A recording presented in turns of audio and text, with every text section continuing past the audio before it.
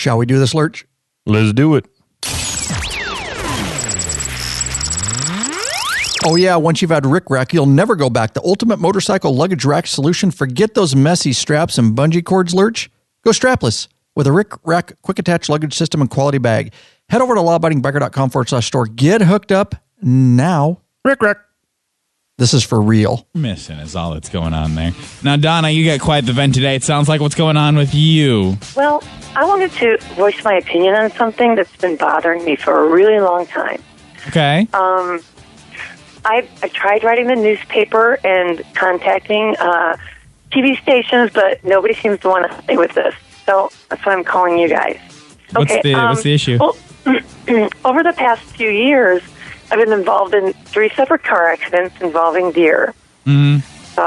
With the population and everything. Each of these incidents, they've occurred shortly after I saw a deer crossing sign on the highway. Well, my frustration is that Minnesota and North Dakota Departments of Transportation would allow these deer crossings to be in such high traffic areas. I mean, I've even seen them on the interstate. Why are we encouraging deer to cross at the interstate? I don't get it. That's such a high traffic area. I mean, I understand that deer are wild animals and they need to travel across the streets occasionally to survive. And, of course, to find food. But it seems to me that so irresponsible of us to allow these deer crossings to be in areas where these deer are so likely to be struck by oncoming traffic. I mean, wouldn't you agree? I mean, it's just, I mean, you think they would put deer crossings maybe, in, smaller towns, maybe during at a school crossing.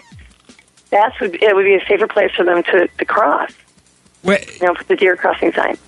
Deer crossings aren't telling deer that it's safe to cross there. It's just more of like an alert for drivers so they know it's like a high deer population.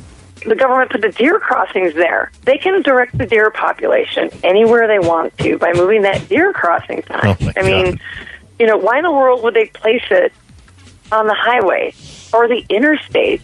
I mean, God, there are so many other places I can think of than the deer crossing signs on busy highways and interstates. You seem to be under the misunderstanding that the deer are somehow attracted to the deer crossing sign. Well, yeah, the deer crossing sign is there to allow the deer to know that's where they need to cross. Right. And all these car accidents you had involved a deer after you'd saw a deer crossing sign. Exactly. I mean, I'm trying to watch out for the deer, but I mean, speed limit's 55, 65. How am I supposed to, you can't brake really quick if if the deer just is crossing in that deer crossing area. So you'd like to see these signs move somewhere safer? Right. If we can move them, don't put deer crossing signs on the interstate or freeways. Put them in lower traffic areas. Somewhere where the speed limit's a lot slower. Maybe small towns. I don't know. I think school crossings is a good idea. Well, listen, we will. You say you've tried to contact quite a few people about this. Right, yeah. I wrote at least 3 or 4 letters, and we will spread the word. Okay, we will try to kind of help you raise some awareness for this issue. Okay. Oh, thank you. We need to move those deer crossing signs. We appreciate your comment this morning. All right, thanks. Bye. 4.3 million views on YouTube. To give that a little context, that is a real phone call. If you've never heard that before, that is who we're all out on the roads driving with behind the wheel of a car. It was a full clip from Y94 Playhouse, Fargo, North Dakota radio station. So I hope you found a little humor in that. What a dumb. She's convinced. That's scary. Yeah. That's scary. Oh, my God.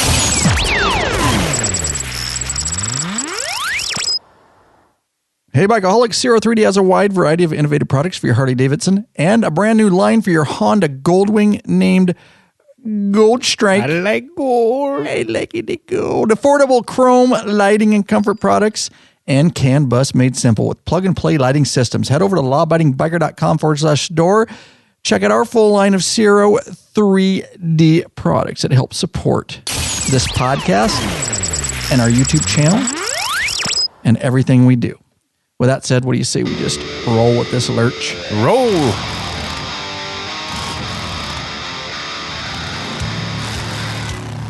Welcome back, you freaking bikeaholics. This is the podcast for the motorcycle majority, the Big MM, also known as the 99%. large and in charge of the motorcycle scene more than any time in history by listening to this very podcast. That's right.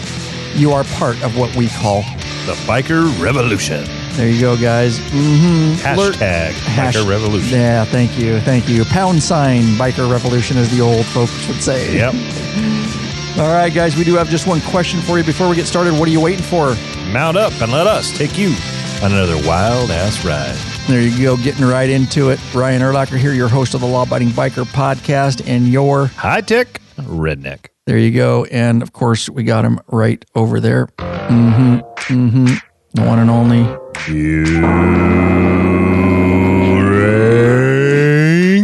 Very nice. Lurch, thanks for being here. We're here midday today, and we did this a little earlier than we had planned. Got another live episode we'll do a little bit later. But anyways, we usually do these after we film all day. But that's why this one is not going to make it into the back end of your patron accounts. You won't get it early or anything like that just because we decided to do it early. So Lurch, who travels back and forth every week, will be able to get home to the missus a little bit earlier.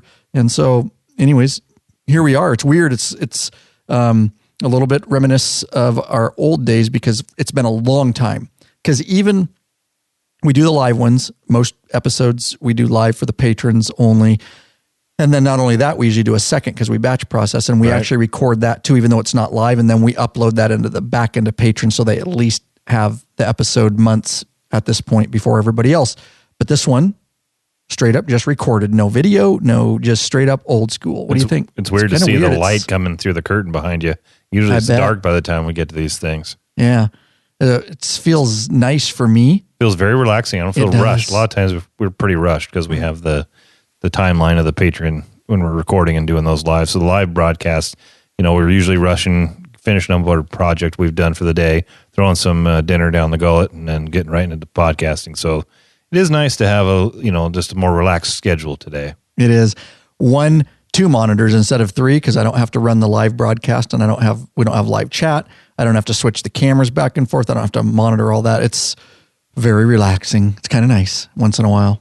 All right. Well, appreciate you being here, buddy. No problem, brother. We did film some stuff earlier in the day. Some Zero stuff coming out on a Batwing fairing. We've got just tons of stuff coming out. But that's not what this episode is about.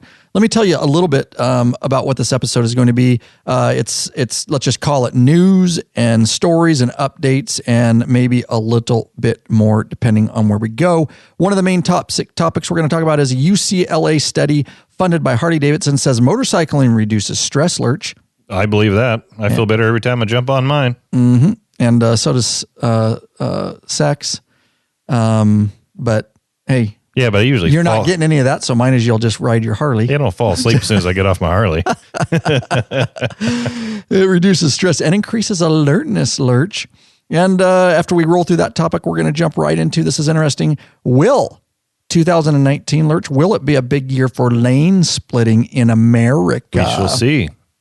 I don't know. We have some opinions and insight into that, along with some information about states and what steps some are taking. So all of you that are for lane splitting, we'll dive, and we've dived into lane splitting a little bit in the past, but we definitely are going to get in a little bit deeper in this episode as it may, well, I can't give it away. It may be going that way, trending. Is it trending, Lurch, that way? Slowly, maybe. Why don't you tell the audience, we always announce a new free video, and why don't you announce this one, sir? We have a new free video. It is how to remove Harley-Davidson clutch cable hand lever and how to adjust. You can find that at /remove Harley clutch lever. And it will be in the show notes, lawabidingbiker.com / whatever episode number this is how you'll get that. Of course, you can always search our website or search our YouTube channel. They both have great search functionality. and you can come up with those videos long before we can respond to your email, because that's all we do. Yeah, we've done so much stuff now, put out so much content that when I'm answering and you're answering emails, we can't remember everything we've done. So I have to go back and use our own search bar to find the stuff to send links to folks. And then we just copy it and paste in an email. Unfortunately, it's like 2 days later because we're so busy. Yeah. When you guys can go find it yourself, no problem. And we don't mind answering. It's just we feel bad because you might have asked on a Friday and you wanted to do the project over the weekend, and we don't get back to you on Monday. So we're just saying, use that handy search bar. There you go. Pulls up everything we've done on that topic. And that was an older video that I'm mentioning. That was actually Jake, I believe, hand lever on. I'm trying to think. Actually, let's pull it up. I'm going to pull the video up right now, so because I'll be able to tell by that is Jake's bike, where we removed or is that your hands? No, that's my hands, and that looks like. Here, let's play it and pull forward. Say it kind of looks like your Softail. No, it is not. You'll see up top that's Big Daddy's. That's Chola, dude. Oh yeah. We had Big Daddy's bike, and may she rest in peace. I wonder if we were doing bars, or I don't remember, but we showed how to do the clutch. That's actually I think that's a file in our handlebar install. We must have been doing bars. Yeah. That's what I'm thinking. And we decided to grab a couple videos out of it. All right, we're going to dive right in. Of course, we love our sponsors of the show, Ciro and Rick Rack, but these people also absolutely patrons, 100% sponsor these episodes. We have John Ossie of Portland, Maine, Timothy Jarvie of Petoskey, Michigan, and Doug Panny of Fulton, Missouri. Daniel Horn of Greeley, Ontario, Canada. Doug Phillips of Fate, Texas, top tier. Kevin Miller of New Paris, Indiana. Buck Stroh of Creede, Colorado. Scott Cogburn of Greeley, Colorado. And Christopher Green of Seattle, Washington. Nice. Lawabidingbagger.com/Patreon, Patreon. Pledge a certain amount, purpose content, no risk to you because you can put a monthly cap. There are benefits. T-shirt stickers. You can get in the private Facebook group. You can get access to the live video broadcast and chat, up to including access to our premium videos up on request. That community is growing. The Facebook is blowing up. In fact, we just did we're doing all kinds of cool stuff. I'm trying to get innovative in there. We did a video contest in there where you had to find something wrong in one of our videos, and I gave away to that winner. We'll talk about it live because he might be on live when we do a live episode later. But Bug Slide we gave away. We gave away a hat, patches. There's coupon codes in there to the store that patrons get just along from the forum and the help. And we have a lot of fun in the patron meetups and just a plethora of stuff going on there. We're trying to keep it spicy in there, so to speak, because we really want the patrons to have all the benefits, much more than all those out there. Yeah, which is fine that just consume and don't give back at all. We really want to say, hey, if you're going to be part of this community and you're going to give back to us, we want to offer, and we've stepped up our game, even like we mentioned earlier about uploading the episodes and them getting episodes months earlier than everybody else. We've really tweak that over time. Go ahead, Lurch. Yeah, one of the cool things about that Facebook group is originally it was us interacting a lot with the patrons and answering their questions, but it's a pretty large group now and a lot of really committed members, and they're sharing information with each other when they're working on their own bikes. They're uploading pictures. But a lot of times somebody will put a question on there and another patron is able to answer that question before we can get to it. So it's become a really good forum. That's one thing people may not realize about the Facebook is you can go in and search that as well. So it's even better than like an online forum. It's much easier to navigate through. I think we got that going up 2 years or something after we started Lab. So it's been up 4. It's 4 years of cultivated, just massive. You can look up tires, shocks. You'll get every conversation that was ever said about shocks and pictures, and it's amazing. Yeah. That's why we still use Facebook. So yeah, it's turned out a lot better than we've ever anticipated. Had no clue, dude. All right, let's dive right in. Lurch, and we're going to talk about UCLA study funded by Harley-Davidson says motorcycling reduces stress, increases alertness. A lot of people out there right now might be saying, well, no shit. Okay, but there's a little bit more. Can we prove that? We all feel like it does. And, you hear the old thing, you never see a motorcycle parked in front of a shrink's office, right? It's true. It's true. And best money I ever spent. It is absolutely money well spent. My motorcycle isn't my shrink. And so we're going to dive in a little bit deeper because there have actually been studies, and we all want to think that, I think it's fair to say, we all want to sit here and think, well, I love riding anyways, but hey, if it's also good for, reducing stress and increasing alertness, and it's good for my health, well, shit, that's even more reason to get on the bike, and another reason to Tell your wife why you're going. Can I get my insurance company to pay my monthly bike payment? Because that'd be awesome. No doubt, dude. Yeah, nice roll there. This website's stupid too because it keeps refreshing and putting pop-ups. All right, so do you want to just start out with the first couple paragraphs and open this up? Sure. So it says, in a motorcycle industry that's strapped for bike sales, Harley-Davidson Incorporated has turned to neuroscience to better understand riders. And mine just did a pop-up. Damn it. Yep. Motorcyclists have always said there's no better prescription for stress than riding a bike, even for a short time. As you lean your body into the wind and forget about everything else. Mm-hmm. And we all, I think, can relate to that. We all ride for a reason. And you can say it in so many different words about, somebody who doesn't ride, because it is dangerous. We've talked about that in the past. People that don't ride can't understand, sometimes why we ride. And only as a rider how that feels. And we all describe it a little bit different way. In the old saying, you see it pictures, in the middle of nowhere. I find myself in the middle of nowhere. How does that go? Sometimes I find myself in the middle of nowhere, and in the middle of nowhere, I find myself. Yeah. And that's well stated. Yeah. When, I think one of the things is when you're riding, you've got to concentrate on your riding, right? So you tend to just block everything else out. You're focused on the road and your bike and just the environment. So you just naturally, you're going to tune out some of those stresses, but there's just something that anytime I get on it, I just have there's a smile that comes across my face immediately. I can't imagine not having a bike. So people have never ridden a bike. People have never ridden a bike, don't understand it. It's something you really have to experience. That's why once you get a bike, you see people for their life, and they may sell it for a little bit. And they dream about, I did, for a short time. And I'll tell you, man, you wake up dreaming about that feeling of being on a motorcycle. You come home, you're all relaxed. Well, now, Lurch, a study from the Semel Institute. I hate spammy sites. Now a study, this isn't actually a spam site, it's my highlighter thing let me see if I can. Stop highlighting, dude. Highlighted webpage. Okay. So, anyways, now a study from Semel Institute for Neuroscience and Human Behavior at the University of California, Los Angeles seems to confirm that. And I want to say some of this information we're pulling from some different articles is recent, January 2019. So the study funded by, this is interesting. So the study funded by Harley-Davidson Incorporated. You got to wonder if it's skewed at all, right? I mean, it's a motorcycle company hiring. Well, they're looking for a specific result. Yeah.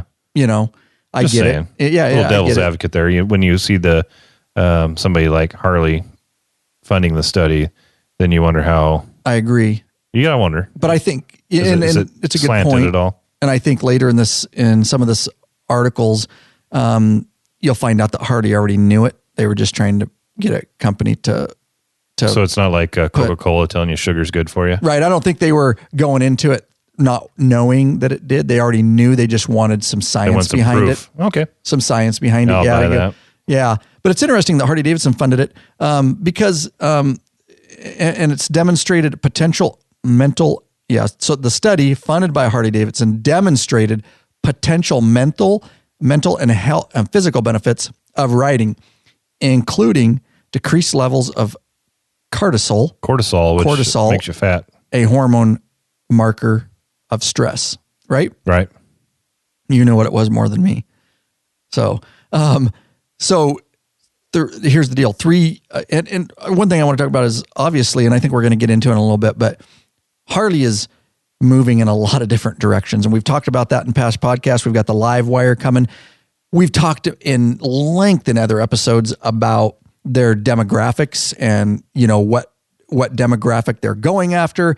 And they are not doing well as far as no motorcycle company, is doing really well.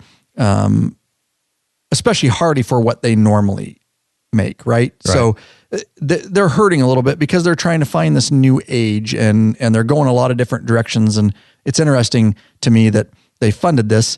There's a goal in mind there. And I think that, they want to put that information out there. And, are our younger people more health conscious? I don't know. are millennials, is that younger generation more health conscious? Are they, and so I have to think that probably, that they're going after that. And that's a marketing thing that they're going to be able to, hey, it's our electric bike is good on the environment. And it's good for me. It's good for you. Everybody's happy. I had the Google monster going here while you were talking. Yeah, what up? So cortisol is a steroid hormone that regulates a wide range of processes throughout the body, including metabolism and the immune response. Okay. Very, very medical term. So you could lose weight by riding your Harley Exactly. and be less stressed and lower your blood pressure. And I agree. Yeah. I really do. Before I even read the study result, I believe that. So 3 UCLA researchers studied more than 50 motorcycle riders in tests that recorded their brain activity and hormone levels before, during, and after riding a bike, driving a car, and resting. So they cross-tested it. Okay, compared it to driving a car. Right. Interesting. I want to go back, and I don't know if I did this, Lurch. I thought I had it in here. Oh, I want to give patron member Mark Arnold. He's the one that actually posted this particular article in the private Facebook group, which... another example of patrons sharing good information in that private Facebook group. And I do appreciate you guys in that private Facebook group posting stuff like that, because what I do is as I'm scrolling through and I see a good story, I save it and I throw it in a saved file because I wanted to get to it. This was a while ago, I think, that he put it in there, because a lot of those stories are good podcast content that we as a community can talk about and get out to you guys. So anyways, I forgot that's something I wanted to do up front. So yeah, so the AB split tested it. The bike ride resulted in a 28% decrease in biomarkers of stress, according to the researchers. Well, maybe that's why I'm so stressed out, because it's been snowing like hell and I can't get my bike out. Dude, that's not even a joke. I'm serious. I know.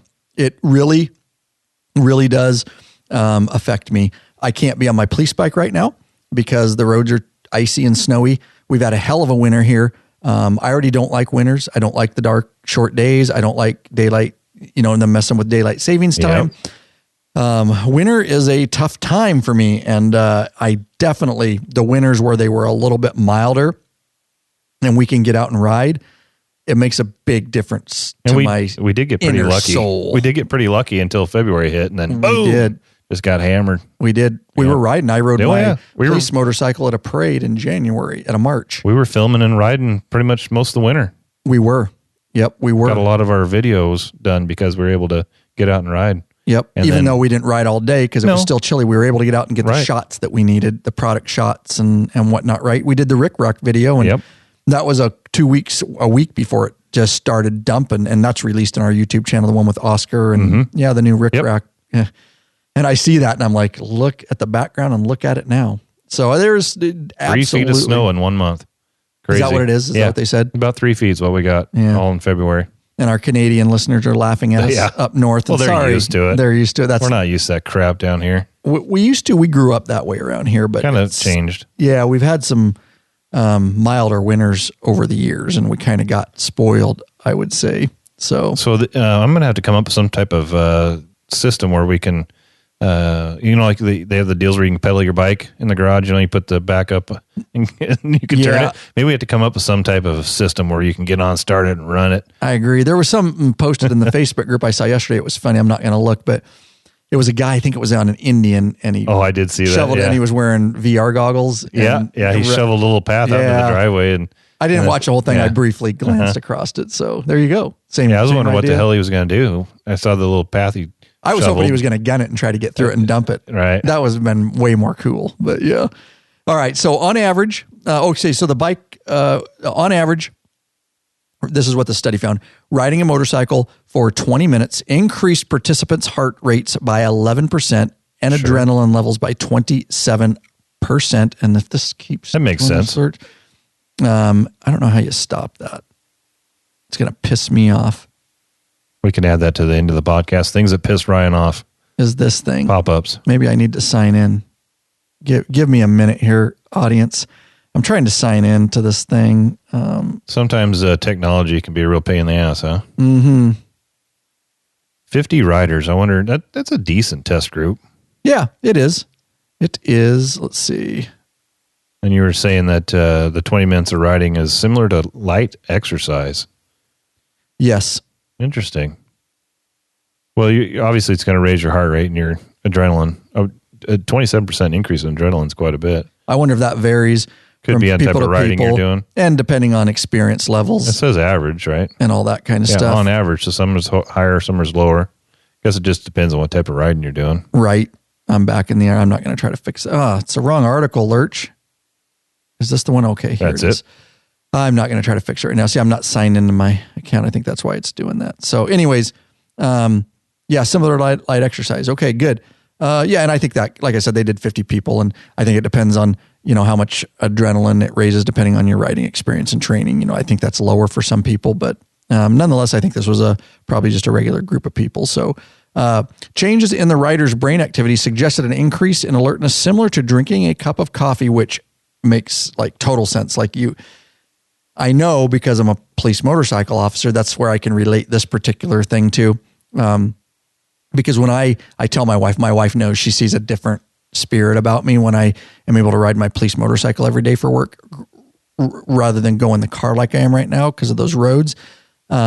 Just the way I feel jetting out in the morning on my police bike, it's just a total different. You're awake, you're alert, you're more aware, your senses, everything is better. You're more active. It just feels, and when I'm in a car, I drinking a cup of coffee, and I'm lethargic, and it's got a heater and all that. You're on the bike, it's just so much more raw. You're out there, you're in nature, and you're doing more than just turning a steering wheel. You're using your whole body to operate that bike. You're just so much more engaged in the mechanics of the motorcycle and nature. It's so much more of a raw, visceral experience than sitting on your butt in a car and turn the steering wheel.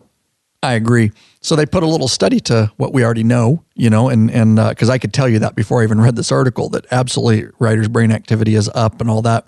Sensory focus was enhanced while riding versus driving a car, meaning that riders were more alert to what was going on around them. Absolutely. Sure. Everybody knows that on a bike. You got so much more to risk. Yep, you are. And if you're not more alert, then you shouldn't be riding. Yeah, exactly. Yeah, which is probably helps with the increased, brain activity. Because you're so much more alert, and you're paying attention to what's around you. So let me do this, Lurch. Give me just a second. This is going to drive me nuts. You're still trying to figure out that why you're getting pop-ups? It's like doing it like every 2 seconds. Well, and then it takes you back to the top. Yeah. I've got it up here on my laptop. It's doing the same thing. Yeah. I just keep scrolling back down. Let me do this. Okay. That's why. Okay. So let me sign in. Bear with me, audience. Just, take a drink. Take a drink. Take a breath. Yeah, it looks like they did the test in several different areas. You can keep going with it if you want. Yeah, well, you're messing with it. I figure I would. So the study included men and women across a wide age spectrum. So they had a good broad group that they used. And some of the people that were riding have ridden their adult lives, where only a few have ridden a few years. So they've got men, women, nice spread on age, and then also riding abilities. And they also did the test in several different environments, rural roads, and in 2 locations where traffic was heavy but not too intense. So it looks like they had a good wide variety of riders and of riding experiences. Yes. Okay, good. So used a broad range of people. I like that. All right, so this is where we get into in the beginning. Then we're going to wrap this article up here in a minute, and we'll get into the rest of the podcast, our second topic. But Harley-Davidson studies findings that says the study's findings validate what it's known for more than a century. See what I'm saying? So HD is like, we already knew this. Dude, did you just burp in the microphone? And I'm sorry. Oh my God. Harley-Davidson said that, I couldn't help it, dude, that the riding is good for your mental health. All right. The company has struggled to attract younger customers in a marketplace where fewer people are taking up motorcycling and baby boomers are aging out of riding. So it's seeking new ways to sell bikes. And we talked about this already a little bit, what I said, what I believed. We're leveraging the latest technologies as we shift our focus from exclusively. Sorry. See it? It went, dude. It went. So shift our focus from exclusively motorcycles to growing ridership. So it made sense to Harley-Davidson to try to make that shift, and as they're trying to market in a different way. On the bike, Many riders say they tune out anything that's not relevant to the road. Okay. We agree. And we've already just talked. shut down all that outside stress because you're concentrating on the riding. Exactly. Or, and I don't know, you are concentrating on the riding, but I think you're also just in a place a little bit more for me, like Zen too, depending on where you're riding. Because when you're out on the freeway in New Mexico, like we were riding this year for 100 miles in straight roads, you're not stressed. It's just you find yourself in the middle of nowhere. Sure. You know, it's a You're in the zone. in between. I'm in a different zone. So the study, which used electrocephalogram equipment to measure brain activity, seemed to validate that point. Quote, we knew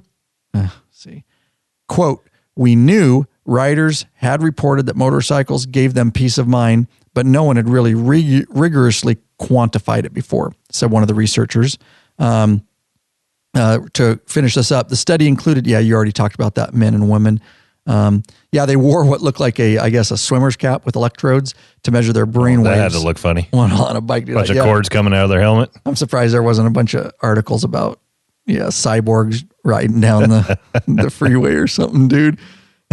So they did driving the car too. That's how they, what do they call it? A/B testing or whatever. They tested against something else. Basically, I think that's the terminology, but measuring brain activity is challenging because its signal is only 1/millionth of the strength of an AA battery. So much different than in a lab setting. Of course, it sometimes takes 40 minutes to adjust the cap to make sure the electrodes had a solid connection. While scientists have long studied the relationship of brain and hormone response, the page just jumped again on him because of his technology. Hey, one thing that they don't put in this article and maybe that's why they want me to do the paid version. Well, perhaps. Because it's doing this. One of the things that's not in here is that reduced stress level and that increased alertness that motorcycling gives you also makes you more attractive to the opposite sex. I'm not sure if you're aware of that. Very nice. Yeah. Is that your own research? Well, yeah, that's what I found out. Did you publish that? I'm still doing a little research on it. I like that, dude. Yeah. I like that a lot. I notice every time I get off the bike that I'm much more attractive to Mrs. Lurch. Yes. Very good, dude. Very good. I don't know if it's the gear, leather. We should bring her in here and ask her that. She would say, you guys are dorks. Exactly, dude. While scientists have long studied the relationship of brain hormone response to the attention of stress, doing so in real life conditions such as these is rare, said one of the UCLA guys, and it just jumped on me again. All right, so where were we? Looking. Where were we? Going back. Much different. Yeah. Okay. While scientists have we got that. The reduction of hormonal biomarkers while riding was notable, according to the researchers, though you could probably get a similar stress reduction in other ways, such as going for a morning jog or playing around a golf, which is interesting. So we're all pumped on motorcycles, and this, relieving stress and stuff like that. But then they also say that there's other activities, there are. That can so too much stress has long been associated with negative health effects. We all know that. The researchers said that they're considering more experiments before submitting the results of their study for peer review and publication in science journals such as Nature. So, and I can tell you, I know they didn't really do, just to tie that up and then we'll move right on. They didn't do a lot of research on other health, like I guess your heart rate's up a little bit, are you burning calories? I will tell you that riding the police motorcycle every day, although we're riding them in a different, style than a lot of people, we're up and down, we're kickstanding them, traffic stops, we're whipping U-turns, we're doing a lot of more aggressive riding. I can tell you that it has to be good for you because I'm much more tired, much more relaxed, but yet much more tired at the end of my shifts when I'm riding a bike all day. Yeah, you're using it's physical activity, body. Right? You're using your whole body to move that bike around. Regardless of if you're a motors officer and getting on and off it all the time, right? Just riding it, you're constantly balancing that thing. It takes your whole body to do that versus just sitting on your butt in a car. And I think there's been some other studies that said you actually do burn calories. I mean, you're always burning calories, but for the most part during the day. But I think it's a higher level. If your heart's going faster and you're more aware and you're more physically active, I have to believe that you're also burning those calories. So another benefit, dude. Mm-hmm. So, I doubt you'll burn the triple cheeseburger you have off for lunch, but maybe part of it. Yeah, the beer and the cheeseburger, you'd have to ride for a long time to burn that off, probably. Right. Yeah, you're not going to get super skinny because not all bikers are skinny. No, I'll tell you that right now. No, but so if it were clearly just riding a bike, well, then that would be awesome. It's not going to completely replace diet and exercise, but it does confirm the fact that we've always thought, and most of us that ride feel that it's a stress reducer, and it's like seeing a shrink, like you said. It's your therapist. You don't need to, go see somebody and talk about your feelings to get your stress released. You can just jump on that bike and crank up the tunes and hit the road, and man, it just makes a huge difference. I mean, even just a quick little ride down to the store and back, I always feel better when I get off that thing. Absolutely. Amen to that, dude. All right, what do you say we do this real quick? You want to do her? Sure. Scroll back up. There we go. Are you searching for the easiest and quickest detachable luggage system for your motorcycle? Rick Rack has just what you're looking for. Rick Rack. Forget all those frustrating straps and bungee cords that can come loose and slap your paint. Check out one of Rick Rack's awesome quick attached strapless luggage rack systems. This father and son team designed something really special that you can't find anywhere else. Yep, these guys ride, so they truly understand the needs of bikers. The Rick Rack quick attach system is strong, durable, and secure with a lockable system. Also, check out their full line of quality touring bags to accompany your quick detach system. Once you go Rick Rack, you'll never go back. Rick Rack. What are you waiting for, Bikeaholics? Head on over to the Law Abiding Biker store and check out our full line of Rick Rack systems. You can find that at lawabidingbiker.com/store. All right, very good. So moving right back in. So that's topic one, guys. I hope that was interesting to you, and I appreciate, again, Mark Arnold posting that article for us that we could dive in a little bit deeper. It was actually fun reading it. And get out there and ride and reduce your stress. Although I think this little program that I'm using to highlight articles clearly wants me to pay or something, because that's stupid. You know what I mean? Mm-hmm. And I can't sign in. That was actually they want me to sign in the article. It's not them. I am signed into them. They want to let us know it was highlighted by Liner. But yeah, dude. All right.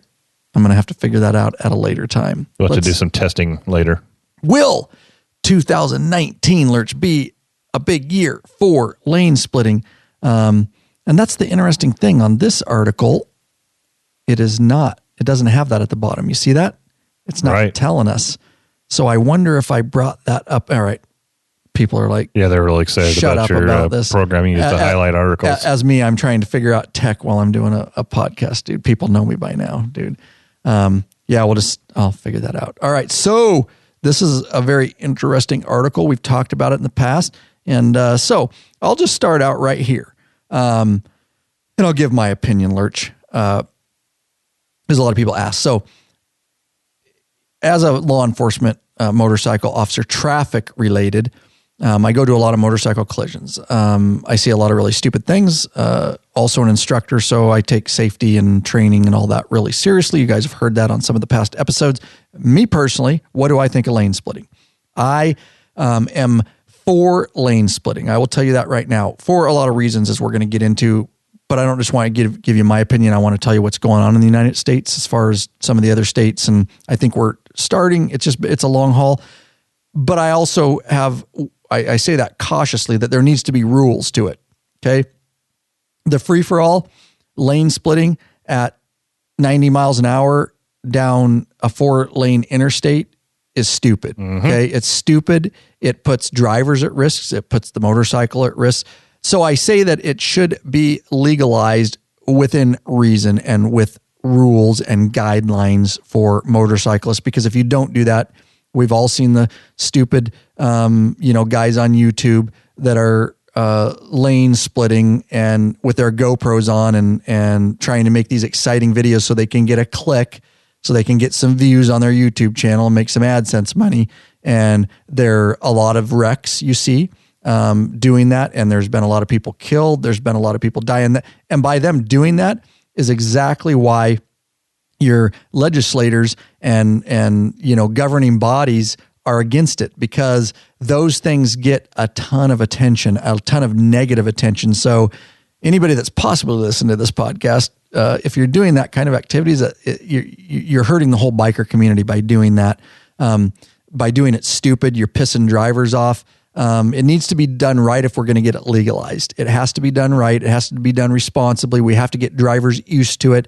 And again, I'm going to talk about some of those things, but it has to be done responsibly. There has to be a cap on it, because they're not going to talk about all the hundreds and hundreds and hundreds of bikers that do it safely and don't get hurt. The only ones that are going to make the news are the stupid YouTubers that are doing it, the stupid, guys ripping through, and the stupid guys and the fatalities and all that kind of stuff. And they're going to shut it down, guys. So anyways, that's how I open. So what's your thoughts on it going into it before we get into it? I am for it under the right circumstances. And what I mean by that is there needs to be some parameters put in place. You shouldn't be able to just, like you said, do it at 90 miles an hour. I do know that when Washington tried to Washington State, yeah, thank you, not Washington. Washington we always State. have to say that. But is there another Washington? I forget that sometimes. Right. They in Washington there was a Senate bill that went through in 2018 trying to get it to legalized. Yeah, and it actually wasn't too bad. So I've got a little bit of information here on it, but nice. As it would allow riders to only pass on the far left, not in between lanes. So it wasn't technically lane splitting. It was like shoulder drifting. Pretty much. You'd have to be on the far left inside lane, and you could only go 25 miles an hour and no more than 10 miles an hour faster in traffic. So it was really more meant, like some of these bills we're going to talk about, meant for congested traffic when it's backed up. Right. So that didn't include splitting. It was all the way to the far left, although, I'm not against lane splitting, but I do think there should be some parameters put in place like speed.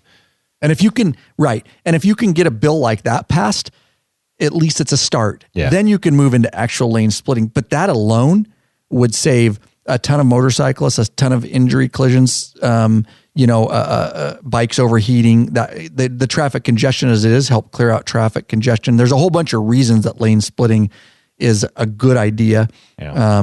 The downside with this one would be if you're in the far left lane and you're running down basically the edge of the road, the shoulder along the fog line. There's rumble strips right there. Yeah, and there's a lot of crap that gets pushed to the sides of the road. That's where a lot of the nails and crap are at, right?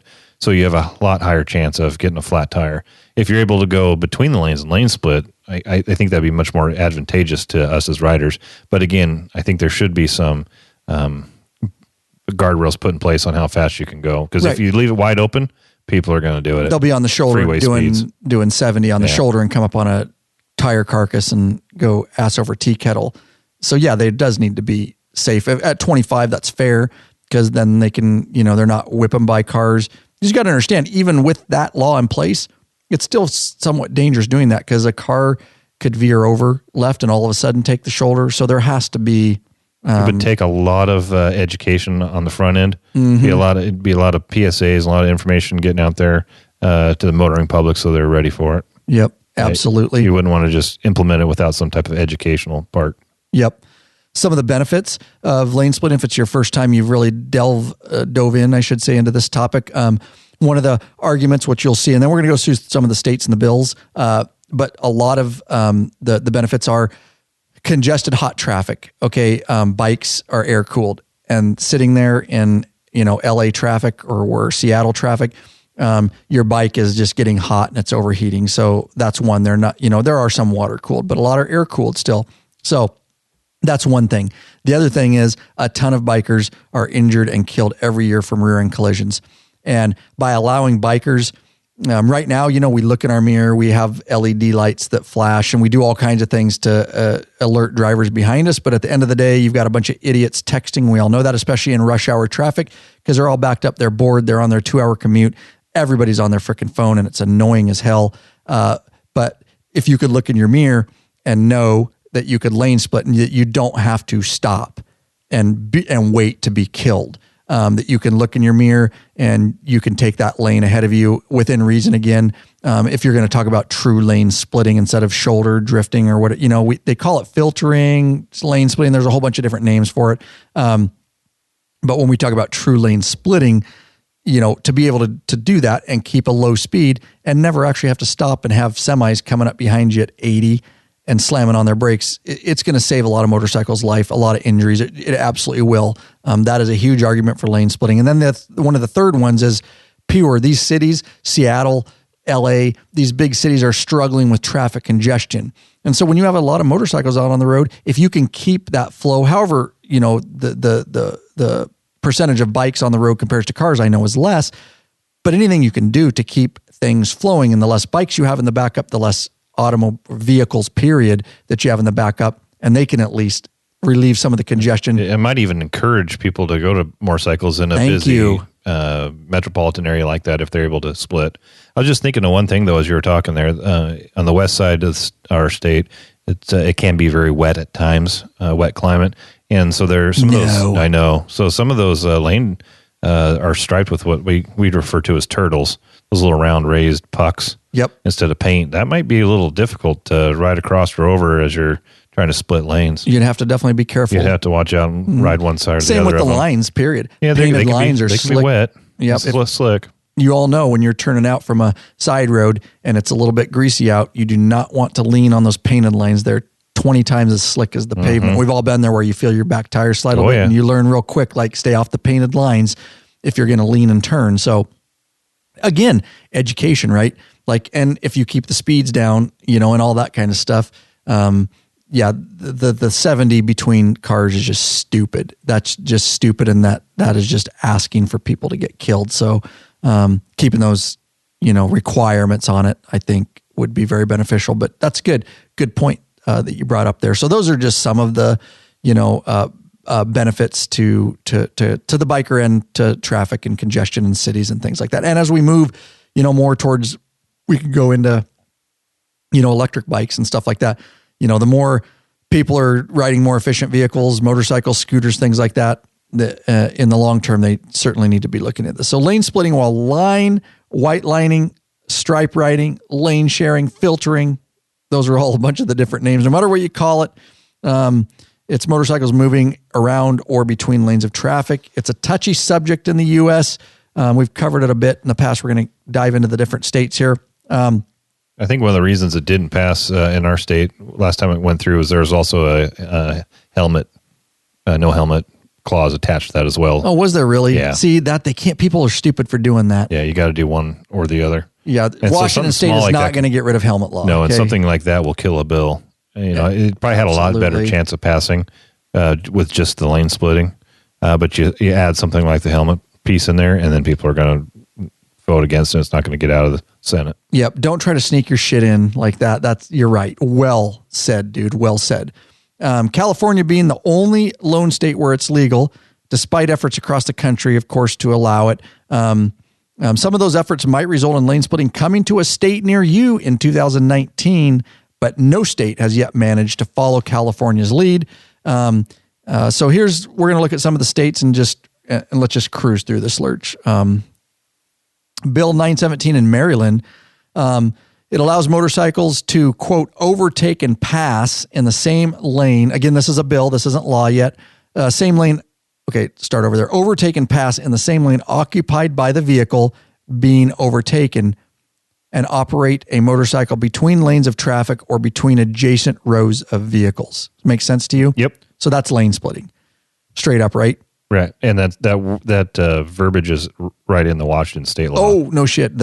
Okay, not the law, but the actual law where it says that operating. They were trying to pass. No. This is the actual, there's an RCW just on operating motorcycles, and that's a revised code of Washington. It's the laws of Washington, and RCW 4661608 speaks directly to operating motorcycles on roadways lane for traffic.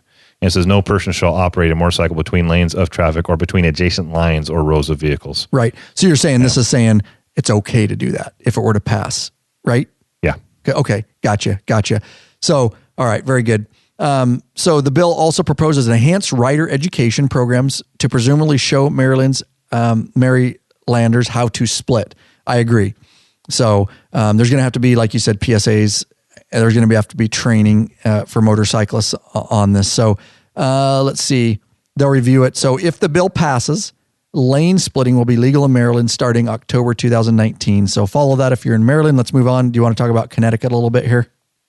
Connecticut, they have a bill that's aimed at reducing traffic congestion. I imagine they have quite a bit of Bill that. 629. Bill 629. Late January 2019, right? Mm-hmm.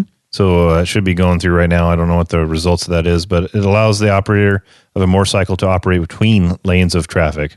At this point, the bill's been sent to their JTC, their Joint Commission of their Joint Committee of Transportation for review.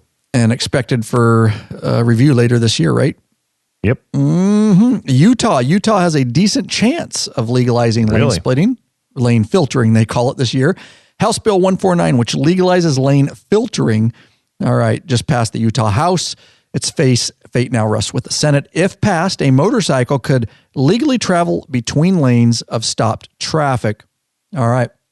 Representative Walt Brooks has been rear-ended twice. So it's always great to have, I'm sorry he got rear-ended twice. It's always great to have a representative that's been rear-ended twice on his motorcycle. Walt Brooks has. He hopes the bill will reduce the number of rear-end impacts to motorcycles in Utah, which totaled 1,288 from 2011 to 2017. Brooks was, in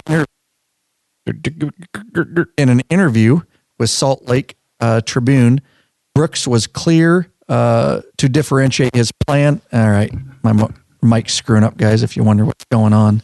His magnetic personality is just way too strong and just screws up the equipment. All right. Sound good. So Brooks was clear to differentiate his plan from California's lane splitting. His plan only allows motorcycles to filter when traffic is stopped. There you go. Okay. And the bike speed cannot exceed 15 miles per hour. Mm-hmm.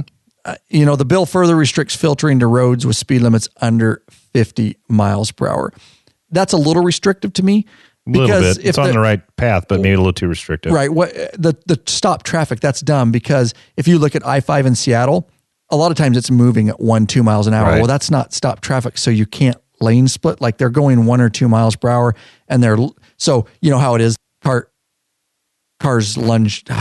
Cars lunge forward a little bit, right, and then they stop and then they move forward. Is that moving or is that stop traffic? I think it would have to be a little bit clearer than that. Yeah, like the Washington bill we were just referring to a little bit earlier was 25 miles an hour, right, or under, right. If the traffic was going 25 or under, and then you're not supposed to exceed the speed of the traffic by more than 10 miles an hour. Yep, I think Washington, that language you read there is one of the most. It's reasonable ones. Other than it didn't pass, but yeah. Well, other than pushing it all the way to the left side as well. It didn't allow lane splitting. You had to go all the way to the left side, and then you're riding close to too much debris. So I like the restrictions and requirements as far as speed, but I'm not sold on pushing them all the way to the left lane. I think you should allow them to go between vehicles. I agree. I mean, if you're going to let them pass on the left, why not let them lane split? But I get it. They're worried about bikes getting pinched between cars, and I guess there's other concerns there, but I would be happy with the Washington one if it just passed there. That would be huge, because you're in the left lane with a bike. It really serves the same purpose, and yet you don't have the chance to get pinched between a car. Yeah, it's actually one of the safest ways to do it if you're going to lane split, aside from the other hazards on the shoulder. I get it, but if you're as a rider, as just a citizen of the state of Washington, that makes sense. It's safer, right? But as a rider being pushed all the way over there, I don't know if I'm that excited about riding that close to all that debris. Right. Yep. That is one of the negative sides to that. So we'll finish it up here with a couple other states. Hey, bikeaholics, searching for new and exciting motorcycle products? Zero 3D has just what you're looking for. Check out their wide variety of innovative products for your Harley-Davidson and Honda Goldwing motorcycles. Zero 3D's got your back with chrome and black parts, lighting, and other comfort products. No modifying, cutting, grinding, or welding for an easy installation that equals less time installing, more time riding. Zero 3D has a design team with over 40 freaking years experience with a passion for design and innovation. CAN bus made simple. Lurch with a plug-and-play lighting systems. Pride themselves on great customer service, and they really do. Got a question? Get in touch with them. Sales at zero3d.com. Give them a call. 715-808-0027. Check out your local Harley or Honda dealership and ask for Zero or Gold Strike parts. A new leader has emerged, so check out Zero 3D's custom line of Gold Strike products for Honda Goldwings. Help support us. That's the best way to do it. Head over to lawabidingbiker.com/store. Check out our full line of Zero 3D products. You can also shoot us an email on our contact form over there. Me or Big Daddy Kane, most likely Big Daddy Kane or Grunt, will be able to help you and assist you over there in our store. Bikers helping bikers is what we're all about. There's a face behind our store, unlike many of the others out there. Lurch. Yeah. I'm getting pissed. I've had problems in this episode with the frickin'. Sometimes have you really found out what that issue is? We've talked about it. You replaced the cable, didn't you? We switched mics. We replaced this cable. I don't know if it's the limiter gate on my side going bad. I can't. That's one of the worst problems, like on a motorcycle, intermittent problem. Yeah. Just trying to figure it out. Absolutely don't. Drives you freaking batshit crazy. I can see it in your eyes right now. You're pissed. It's like, did I get another bad cable? Yeah. We switched this mic. Yeah, right? We have. Yeah. I thought it was the cable. And you put a new cable in I there? did, and it worked for a long time, and then it just started doing it. Or it could be the mic.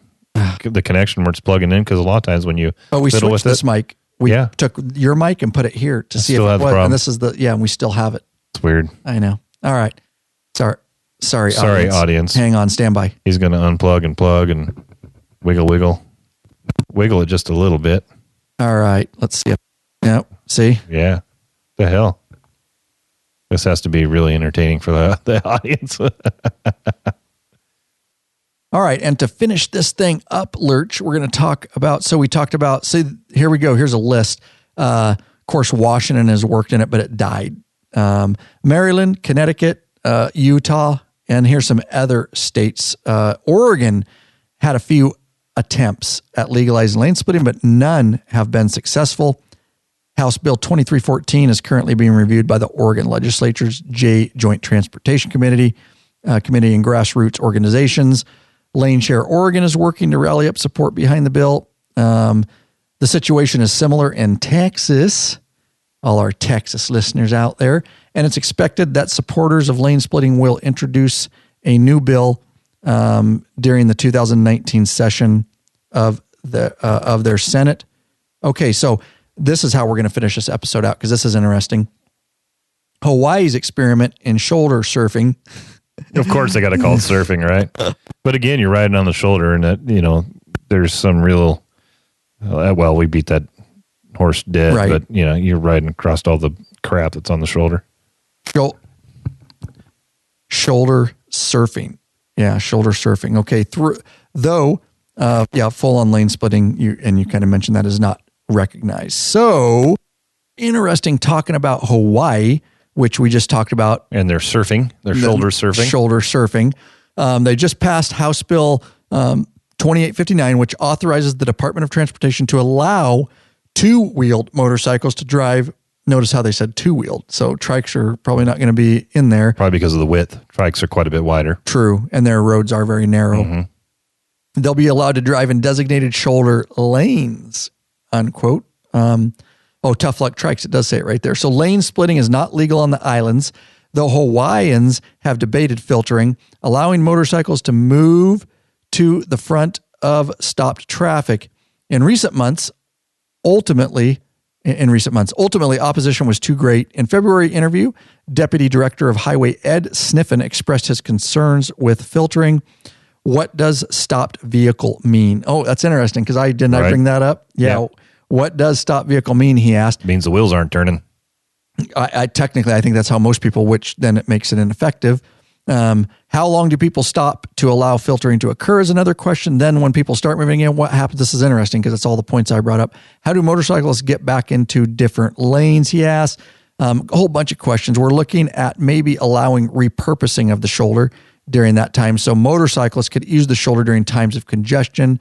So I guess they're playing with it. Different stuff. Yeah. Is the gist of that, right? That'll be interesting to see where they go. I don't think Hawaii's, they're narrow, we said. They're less than ideal for lane splitting. Their road shoulders, however, are quite tempting in heavy traffic. So they've got good shoulders, but they're narrows in general. Despite the legislature's approval, shoulder surfing remained controversial. The shoulder lane, who's this Governor David Iggy, I think is how you say it, initially opposed opening the shoulder. This is interesting to motorcycles. The shoulder lane is designated to accommodate stopped vehicles and emergency vehicles on highways, as it is in our state too, as well as bicycles on arterial roadways. There is concerns that this will compromise road safety and create more dangers for operators of all vehicles. However, in Hawaii, any bill that goes unsigned is not vetoed or is not vetoed becomes law by default. What? Yeah. So they don't die? Ours will die. I know. At the end of the season, at the end of the session, they refer to them as bills that have died. They didn't get passed. Right. And that's out of committee. Interesting about Hawaii. And here's what this guy did. So look at this at face value.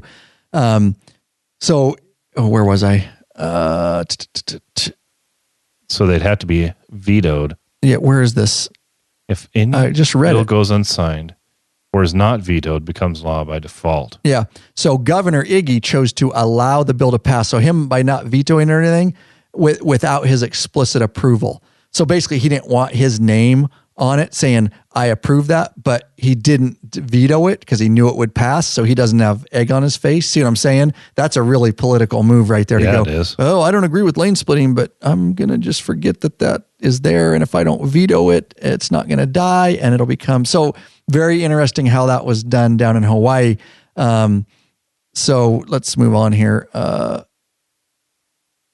So I guess just looking at it, although I believe safety concerns remain, I will work with the Department of Transportation to properly vet which shoulder lanes will be accessible to motorcycles. He explained shoulder riding zones will be restricted to roads with at least 2 lanes per side, plus shoulders of adequate width and condition for riders to pass safely. Motorcycling advocacy groups around the country will be carefully watching the Hawaiian experiment, is what they're calling it, basically to see if where it's going to go, how it's going to work out. So Hawaii somewhat leading the way a little bit there. Very interesting how that went down though. So, all right, let's wrap it up. Any closing thoughts, Lurch, on our main topics? Hopefully that was interesting. Sorry about the few technical glitches we had, listeners. I know you understand that we got her figured out. We got her figured out. We got to work around. We do. So anyways, guys, thanks for being here. Really appreciate it. And let's take it right on out of here, Lurch. Let's take it right on out of here. All right, guys, what shall we do for a call to action, Lurch? For our audience, what should we do for a call to action? Let's just do what we did today. We filmed, which will be coming out, and actually coming out soon. Probably multiple will be out by the time that you guys get this podcast. But our whole series on Zero 3D lighting products for a shark nose fairing, your road glides and such. A whole bunch of different products up there. Free tutorial videos on how to install it. Of course, we carry it all in our store. Really light the front of your bike up. Speaking of safety, lighting your front of your bike up just gives that extra opportunity for you to be seen by motorists. They got, a whole bunch of bat blades and headlight bezel signals and just a whole bunch of creative products, cool products. Windshield trim lighted. We did that today. Yes, we did. On my Street Glide Special. We have a whole bunch of other Zero products. You guys have seen those videos on the front of it's lit up like a Christmas tree, the front of my right. Yes. And I like how that vented or lighted trim. Lighted windshield, Horizon lighted LED windshield trim from Zero 3D, black or chrome. I like how it interacts with your turn signals and is sequential. Instead of just flashing, it's sequential. Pretty neat. So it comes from the inside to the outside. So if it's a left signal and it's a white light while you're going down the road, just topped off with everything else, the lighted vent trim up there, the bat blades, the lighted headlight bezel, the Vision X headlight I got up there, just looking badass. There's only one way for somebody not to see you. They have to be legally blind. Correct. Yeah. It looks and even cool, if they're blind, I see the light. It also gives the bike some definition, as far as how big it is and whatnot. It's definitely going to help drivers recognize you and see the width of your bike. And it's totally true. When you hit your turn signal, you've got the bat blades, the Horizon LED windshield trim, bang signals, and your fangs going. And it's definitely an eye grabber. Yeah, I agree. So not too difficult of an install. No, it's all easy plug peasy, and lemon play. squeezy. But we'll show you how. We'll show you how to daisy chain it so you can put multiple Zero 3D products up there. We, as we do in all our videos, very detailed, so that you guys will be able to install this stuff. Every step without missing any steps. Yep. Have it on lickety split and be back out riding, guys. Thanks for being here, and hope you're well, and I definitely hope you are out there getting some riding in. Peace.